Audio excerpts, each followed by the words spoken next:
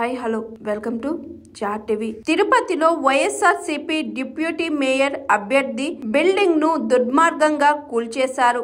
పోటీ చెయ్యొద్దని బెదిరింపులకు గురి చేస్తున్నారు. దీనిపై సుప్రీంకోర్టుకు కూడా వెళ్తాం. మా పార్టీలో గెలిచి అవతల పార్టీకి ఎవరైనా వెళ్తే విప్ జారీ చేసి డిస్క్వాలిఫై చేస్తాం.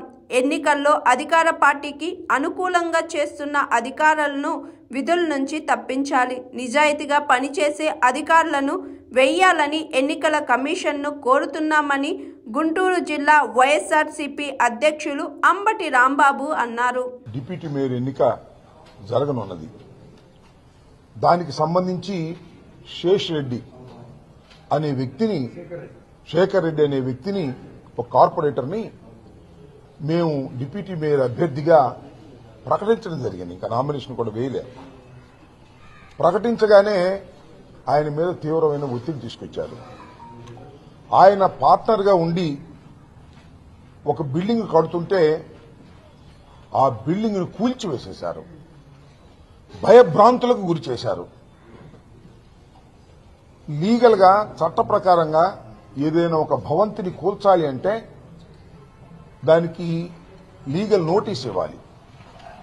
కానీ ఏ విధమైన నోటీసు లేకోకుండా దారుణంగా దుర్మార్గంగా పోలీస్ బందోబస్తును పెట్టుకుని ఆ బిల్డింగ్ ని కూల్చివేసి నువ్వు డిప్యూటీ మేయర్గా పోటీ చేయడానికి వీల్లేదని, ఇంకెవరైనా ఉంటే వారిని కూడా ఈ విధంగానే చేస్తామనేటువంటి మాట మాట్లాడుతున్నారు. శిరీష్ గారు ఎవరైతే చైర్పర్సన్ గా ఉన్నారో, మేయర్ గా ఉన్నారో, ఆమె కూడా వెళ్లి అడ్డుకోవడానికి ప్రయత్నం చేసింది. ఆమెను కూడా లెక్క చేయకోకుండా ఈ రకమైనటువంటి దారుణానికి పాల్పడుతున్నారు. నేను ఇక్కడ చెప్పదలుచుకున్నది ఏమిటంటే, చంద్రబాబు నాయుడు గారు రాజ్యసభ సభ్యుల్ని, మెంబర్ ఆఫ్ లెజిస్లేటివ్ కౌన్సిల్ని ఎవరైనా పార్టీలో చేరతామంటే ఆయన ఏం చెప్తున్నాడంటే బహిరంగంగా రాజీనామా చేసిరండి, మేము చేర్చుకోం, రాజీనామా చేసి వస్తేనే మేము చేర్చుకుంటాం అనేటువంటి మాట చాలా సందర్భాల్లో మాట్లాడారు. అదేవిధంగా మా దగ్గర నుంచి వెళ్లిపోయినటువంటి రాజ్యసభ సభ్యుల్ని రాజీనామా చేయించి కొత్త వారికి ఇచ్చారు. మళ్ళా బీరా మస్తాన్ రావు గారు లాంటి వారిని మళ్ళా తిరిగి ఎన్నుకున్నారు. మేము వారికి చెప్తున్నాం, కార్పొరేటర్ల విషయంలో మీకు అది వర్తించదా?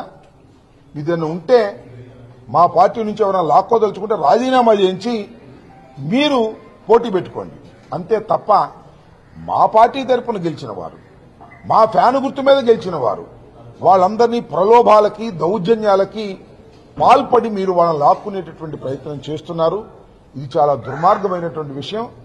ఏదైతే నిన్న బిల్డింగ్ కూల్చారో శేఖర్ రెడ్డికి సంబంధించి, దాని మీద అవసరమైతే సుప్రీంకోర్టు కూడా వెళ్లి వారి మీద యాక్షన్ తీసుకుంటామని. రెండో అంశం ఏంటంటే, ఎవరైతే మా పార్టీలో గెలిచి అవతల పార్టీలోకి వెళ్లేటటువంటి ప్రయత్నం చేస్తున్నారో, ఒకళ్ళిద్దరు ఎవరైనా అలా చేసినా కూడా వారి మీద విప్పు ఇష్యూ చేసి వారి మీద డిస్క్వాలిఫికేషన్ కావాల్సినటువంటి పరిస్థితులు కూడా తీసుకొస్తామని, దాని మీద అవసరమైతే న్యాయస్థానాలను ఆశ్రయిస్తామని కూడా ఈ సందర్భంగా చెప్పదలుచుకున్నాం. ఎవరైతే అక్కడ కలెక్టర్ గాని కమిషనర్ గాని ఎవరైతే ఉన్నారో వారు ఆల్రెడీ తెలుగుదేశం గుప్పెట్లోకి వెళ్లిపోయి ఈ ఎన్నికలను వన్ సైడెడ్ గా చేసుకోవాలనేటువంటి ప్రయత్నం చేస్తున్నారు. కాబట్టి వారిని విధుల నుంచి తప్పించి సిన్సియర్ గా ఉండేటటువంటి అధికారులను వేయవలసిందిగా కూడా మేము ఎలక్షన్ కమిషన్ వారిని కోరటం జరిగింది. వారి యాక్షన్ మేరకు ఏం చేస్తారని ఎదురు చూస్తున్నాం. న్యాయం జరుగుతుందని భావిస్తున్నాం. ఇంకొక విషయం కూడా ఇక్కడ ప్రస్తావన చేయాలి, దీనికి సంబంధం లేకపోయినా, ఈ రోజు తెల్లవారుజామున 3 గంటలకి కిర్లంపూడిలో ముద్రగడ పద్మనాభం గారి ఇంటి మీద దాడి జరిగింది. ఒక గుర్తు తెలియని వ్యక్తి, అప్పటికి గుర్తు తెలియని వ్యక్తి ఒక ట్రాక్టర్ తీసుకొచ్చి ముద్రగడ పద్మనాభం గారి ఇంటి గేటుని గుద్ది ప్రాంగణంలోకి ప్రవేశించి పోర్టికోలో ఉన్న కారుని ఈ ట్రాక్టర్తో గుద్దించి డ్యామేజ్ చేశారు. దాంతోపాటు అక్కడ రౌండ్లు వేసి ముద్రగడ పద్మనాభం గారి ఫ్లెక్సీలు, జగన్మోహన్ రెడ్డి గారి ఫ్లెక్సీలు, వారి అబ్బాయి గిరి ఫ్లెక్సీలు కూడా చించేసి ఒక అరాచకమైనటువంటి పరిస్థితిని సృష్టించారు. అతను ఎవరు ఏమిటి అని వెళ్ళి అడిగితే నేను పిఠాపురం ఎమ్మెల్యే గారి తాలూకా అని మాట్లాడుతూ ఉన్నాడు.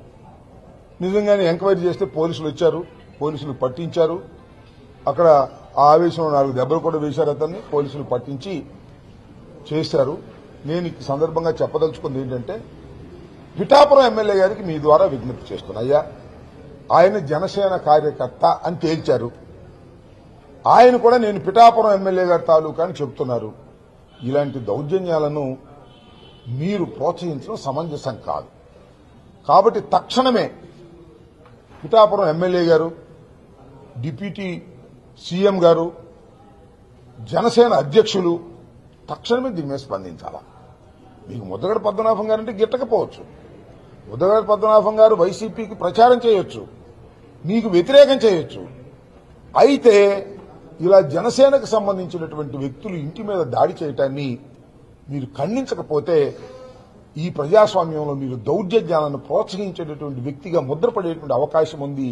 తక్షణమే డిప్యూటీ సీఎం గారు, జనసేన అధ్యక్షులు దీని మీద నోరు విప్పి చెప్పవలసినటువంటి అవసరం ఉందని ఈ సందర్భంగా నేను చెప్పదలుచుకున్నాను. ఇలాంటి సంఘటనలను ప్రజాస్వామ్యంలో అందరూ ఖండించాలి.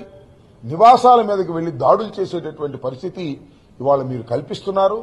దీనికి కూటమి ప్రభుత్వం బాధ్యత వహించవలసిన అవసరం ఉంటుందని, ఎవరైతే దాడికి పాల్పడ్డారో వారి మీద పోలీసు వారు కఠినమైన చర్యలు తీసుకోవాల్సిందిగా కూడా ఈ నూతనంగా వచ్చినటువంటి డీజీపీ గారికి కూడా నేను మీ ద్వారా విజ్ఞప్తి చేస్తున్నాను. Hi, this is Swathi. Like చేయండి, షేర్ చేయండి, కమెంట్ చేయండి అండ్ సబ్స్క్రైబ్ చేయండి GRTV. Hi, this is Monica. Please like, share and subscribe GRTV.